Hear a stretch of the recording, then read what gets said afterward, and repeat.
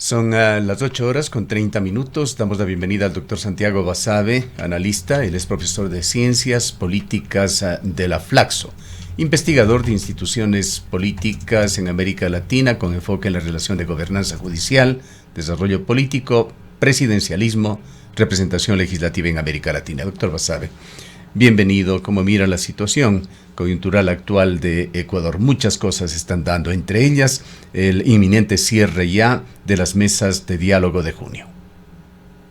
Hola, buenos días. Sí, hay varios temas. El tema de las mesas de diálogo es uno de ellos. Habrá que esperar ahí en ese tema a ver cómo se resuelve la actitud del movimiento indígena. Y hasta lo que se ha visto hay acuerdos en algunos temas, no en la mayoría de ellos, ni en los más álgidos. Y esperemos que por el bien del país esto se resuelva de forma democrática, con mutuas concesiones, con proceso de negociación. Habrá que ver lo que está por venir en ese tema, ¿no? ¿Cómo ve en términos generales la fortaleza, o quizá deberíamos hablar de las debilidades del actual gobierno con todo lo que está pasando?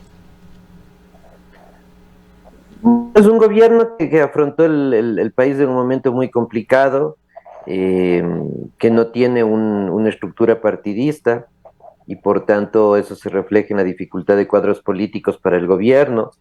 Ese es un problema profundo que tiene el gobierno. No creo que haya una agenda definida de gobierno tampoco, es decir, no hay un conjunto de ideas matrices que orienten lo que el gobierno ha hecho en este año y un poco más y en lo que va a hacer. Entonces eso, claro, lo constituye un gobierno evidentemente débil, tiene una bancada legislativa minoritaria, eso dificulta las relaciones con la Asamblea Nacional. En la Asamblea Nacional hay una nueva mayoría que es prácticamente intransigente y es incapaz de llegar a acuerdos en ningún tema. Me refiero al movimiento indígena o a Pachacutic, mejor más que el movimiento indígena y a la revolución ciudadana. Entonces, en ese contexto es un gobierno que afronta muchísimos problemas internos, pero también externos en su relación con otros actores políticos y sociales. Entonces, atraviesa un momento muy difícil que eventualmente, y esto es lo más probable, desafortunadamente para el país se van a seguir complicando y dificultando en la medida que pase el tiempo y en la medida que lleguen las elecciones seccionales, que estamos ya a pocos meses. El día de ayer, coincidencialmente, tuvimos la oportunidad de partir con Diego Paredes, quien dirige USAID o USAID en Ecuador, y ha comentado sobre la situación del país. Estaba interesado también en saber qué visiones se tienen sobre el tema en la ciudad de Cuenca, pero trasladando más bien el punto de vista de esta institución, o por lo menos del director de esta importante institución en Ecuador. Ve al gobierno como un gobierno que falla mucho en cuanto a operadores políticos, muy deficiente en materia de comunicación y muy voluble en el manejo de crisis. Sí, había mencionado lo primero, hay un déficit importante de cuadros políticos, de gente que pueda colaborar con el gobierno, eso es indudable. Y eso tiene que ver luego, pues, como consecuencia de eso, las acciones de política pública en lo más inmediato también se dificultan, es verdad. Y luego, más que un problema de comunicación, o sea, hay un problema de comunicación, pero la comunicación no es el objetivo de las cosas. La comunicación es la forma de materializar una idea, un mensaje. Tú puedes tener un aparato de comunicación de primer nivel, con tecnología de alto nivel, de punta, con profesionales que estén en eso, pero si no sabes qué comunicar, no pasa nada. El gobierno no tiene mucho que comunicar. Es un problema de agenda política, de ideas, también de comunicación, pero me parece que lo de la comunicación es a posteriori. Entonces, son deficiencias estructurales, me parece, del gobierno, que no se las van a solventar y que no creo que se les vayan a solventar en los largos 2 años y un poco más que le restan de gobierno, y eso complica aún más la situación más que del gobierno del país propiamente, la posibilidad de tener cierta reactivación económica, por ejemplo. Cada vez cuesta más observar eso. Y mientras tanto, en el plano político, las cosas siguen deteriorándose día a día. En términos de gobernanza, de gobernabilidad, área en la cual usted tiene experticia, ¿cómo ve el tema de la consulta popular, en donde, en caso de aprobarse lo propuesto por el gobierno, habría 30 enmiendas, se incorporarían unos 20 nuevos artículos a la Constitución? De ganar el sí, estos cambios conllevarían también la reforma en varias leyes como la de extradición, función legislativa, códigos de la función judicial, democracia y ambiente. Bueno, ahí primero habrá que esperar qué dice la Corte Constitucional. Ese es el primer paso que no tenemos todavía una certeza de cómo va a resolver. Entiendo que la semana entrante se cumple el plazo y la Corte se va a pronunciar. Ahí seguramente habrán algunas preguntas que van a quedar por fuera. El tema de la intervención parcial o eventual de la policía, de las Fuerzas Armadas, seguramente va a ser desechada, y por ahí eventualmente alguna otra. Y con el conjunto, con el paquete de preguntas que finalmente sean aprobadas, el gobierno tendrá cuesta arriba que para recibir una victoria, ¿no? Para que él sí gane. Eso es poco probable en realidad. En parte porque algunas preguntas son intrascendentes, en parte porque otras preguntas son algo peligrosas con el tema del régimen democrático, de la convivencia, y en parte y sobre todo y fundamentalmente porque va a ser utilizada políticamente tanto por el propio gobierno como por los otros actores políticos. Y va a ser utilizada por los otros actores políticos en el sentido de una aprobación o desaprobación a la gestión del gobierno, más allá de las preguntas, que en algunos casos me parecen interesantes, como el tema de la extradición, por ejemplo. Entonces, yo creo que va a ser bien difícil que el gobierno pueda obtener una victoria del sí en esa consulta. Y si eso no ocurre, es decir, si triunfa el no, que me parece es lo más probable, eso debilitará aún más al gobierno, pero al mismo tiempo hay que decir que si iba a presentar la consulta, este era el mejor momento. Lo debió hacer al inicio, pero no lo hizo, ya pasó eso, ya no hay mucho que hacer.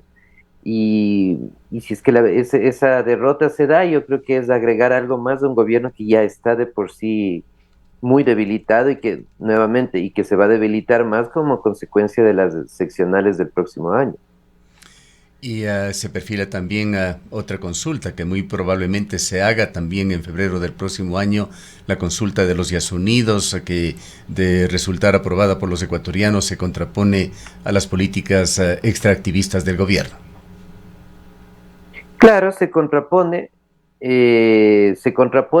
más que a las políticas extractivistas del gobierno, a las políticas generales del Estado para capturar recursos. Este tema es bien complicado porque si no se extraen recursos naturales, que es la vía que tenemos, ¿de dónde se extraen? Los recursos se necesitan. ¿Cuál es la alternativa?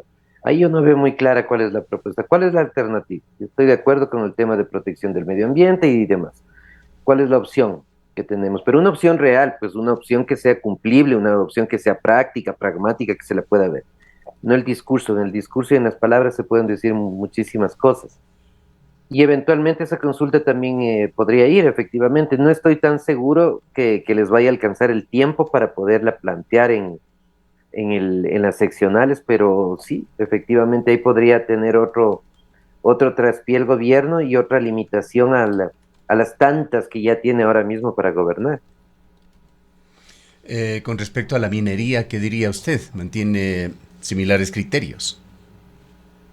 Pero la minería creo que con determinadas estándares internacionales es una actividad que está en todo el mundo, ¿no? No es una cuestión del país, está en todo lado. El tema es tener determinadas parámetros. Sin embargo, no creo que ahora en el corto plazo el gobierno esté pensando mucho en ese sector. El tema de las mesas de diálogo me parece que enfriaron mucho ese posible avance en el tema minero. Creo que ahí no hay mayor espacio.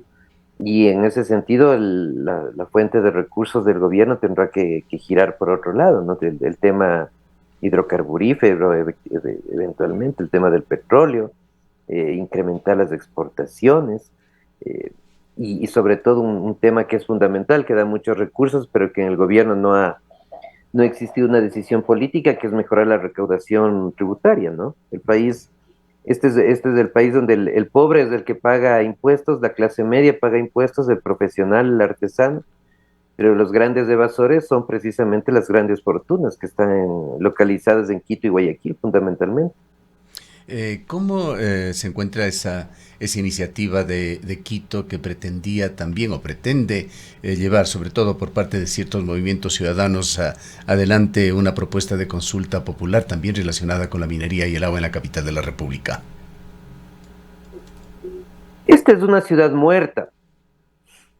Quito es una ciudad muerta.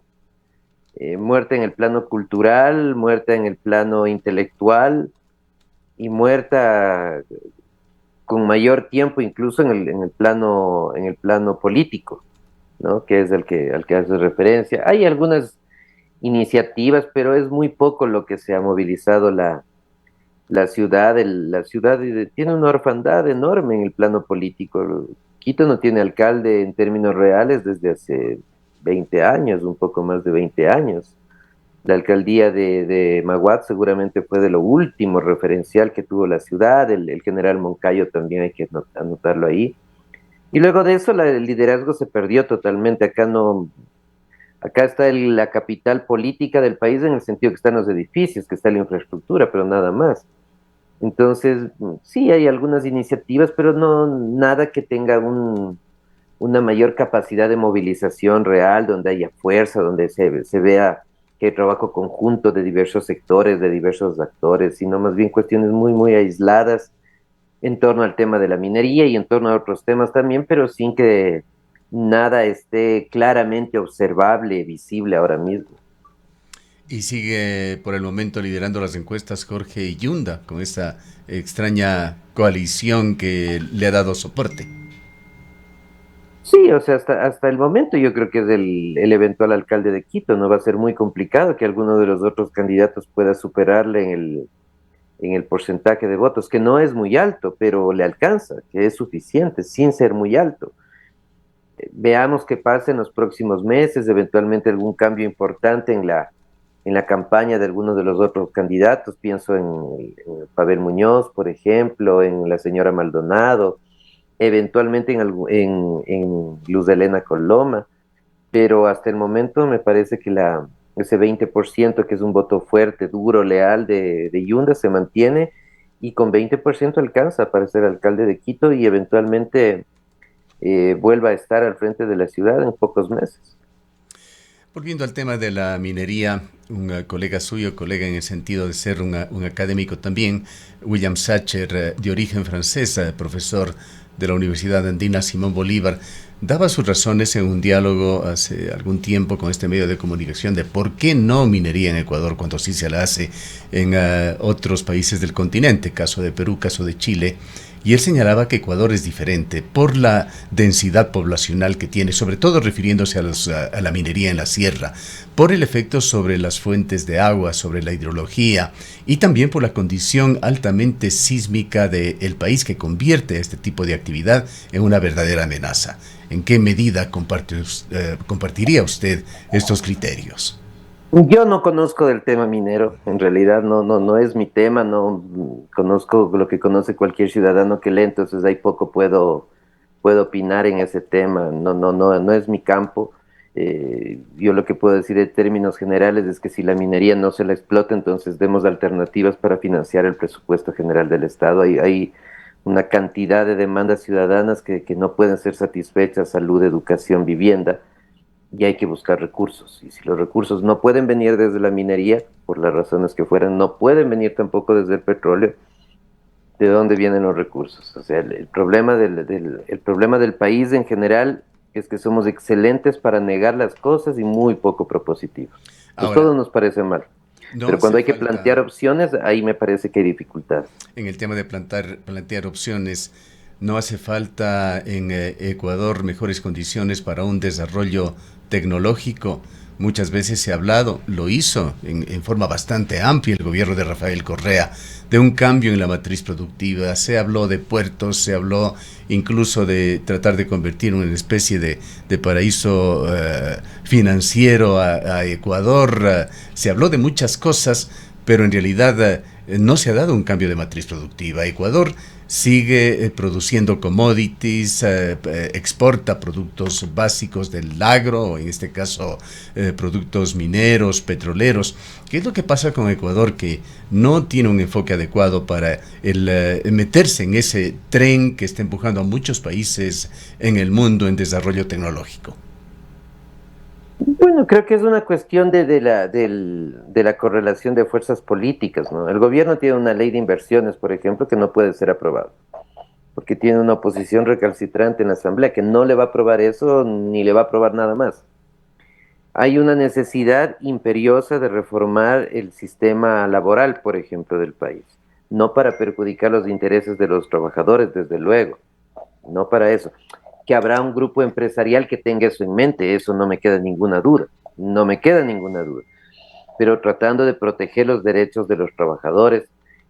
Pero frente a ese proyecto, yo creo que es un proyecto que está ya perdido, que está archivado, porque el gobierno no tiene ninguna opción de que eso le apruebe la Asamblea Nacional. Entonces, creo que hay una necesidad enorme de cambiar la matriz productiva, efectivamente. Pero al menos en este gobierno yo no creo que haya las condiciones. Y cuando el gobierno del señor Correa tuvo todas las condiciones, porque él sí las tuvo económicas y políticas, desafortunadamente fue muy poco lo que avanzamos. Es decir, que en materia de gobernanza y gobernabilidad, pues en esto se va a traducir finalmente todo. No hay una responsabilidad exclusiva del Ejecutivo. ¿Cómo vería usted en este sentido el papel que juegan otras funciones del Estado, legislativa, judicial, participación ciudadana, incluso electoral? Claro, no es una cuestión solo del Ejecutivo, desde luego. La visibilización, la exteriorización enorme del narcotráfico y de los grupos organizados, de los grupos criminales organizados, no es de este gobierno. Es imposible que ese tipo de fenómenos se constituyan, surjan y florezcan en cuestión de un año. No, esto viene de más de una década atrás. Lo que pasa es que ahora se ven. Lo que pasa es que ahora se ven. Entonces creo que hay que ver toda la dimensión del problema enorme que se tiene. Un problema en la policía, un problema estructural, desde luego que sí. Pero hay problemas en otros sectores, como en el Poder Judicial. El Poder Judicial tiene jueces y jueces de primer nivel, desde luego, pero tiene un conjunto de delincuentes también que fungen ahí como magistrados. Cada vez más, cada vez más. En algunas provincias más que en otras. En algunas más que en otras, pero ahí hay un problema de fondo, estructural. ¿Cómo se resuelve el problema de la función judicial? Hay que tener una academia de formación de jueces, pero eso implica tiempo, eso implica recursos económicos y eso no le interesa a nadie, porque el Poder Judicial es un botín perfecto para manipular políticamente las decisiones y los conflictos no resueltos en la arena política. Entonces, es un conjunto de cosas, y la legislatura ni se diga, ¿no? Conversamos hace un momento, ahí las posibilidades de acuerdo son prácticamente nulas, no creo que existan. En parte debido a las agrupaciones políticas, pero en parte y fundamentalmente debido al código de la democracia. El código de la democracia que tiene el país es un atentado precisamente a la democracia.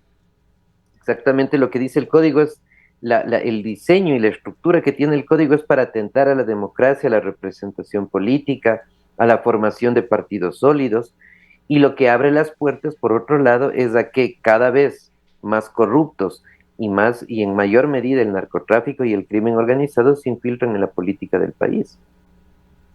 ¿Y cómo ve usted la actitud ciudadana, sus causas y efectos también sobre la situación de los ciudadanos?